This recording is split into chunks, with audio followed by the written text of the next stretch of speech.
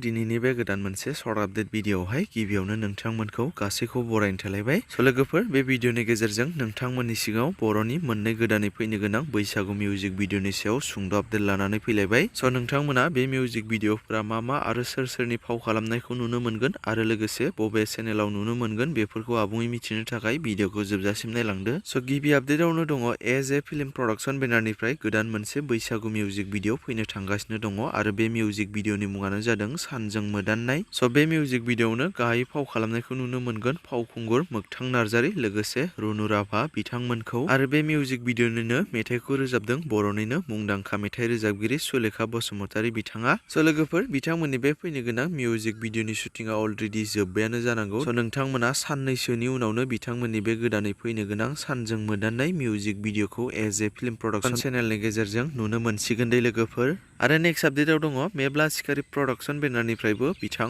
अलंबार गयारि लोगोसे रंजाली ब्रह्म बिथांमोननि फाव खालामनायाव गोदान मोनसे मिउजिक भिडिअ फैनो थांगासिनो दङ दे लोगोफोर। आरो बे मिउजिक भिडिअनिनो करिय'ग्राफखौ खालामदों लैथोमा मुसाहारि बिथाङा आरो एसिस्टेन्ट महरै उत्तम बसुमतारी बिथाङा। स' नोंथांमोना बे मिउजिक भिडिअखौबो साननैसोनि उनावनो मेब्ला सिखारि प्रडाक्सन इउटुब चेनेलनि गेजेरजों नुनो मोनसिगोन दे लोगोफोर। स' बिदिब्ला लोगोफोर, दासिमनि सर्ट आपडेट भिडिअआ बेखिनियानोमोन। जुदि नोंथांमोना भिडिअखौ नायनानै मोजां मोनदोंब्ला लाइक खालामदो आरो बेफोरबायदिनो माखासे बर'नि फैनो गोनां मिउजिक भिडिअ आरो बर' सावथुनफोरनि बागै आपडेटफोरखौ मोनबाय थानो थाखाय चेनेलखौ साबस्क्राइब खालामनानै खाथिनि बेल आइकनखौबो अल प्रेस खालामना लायोब्लानो जाबाय।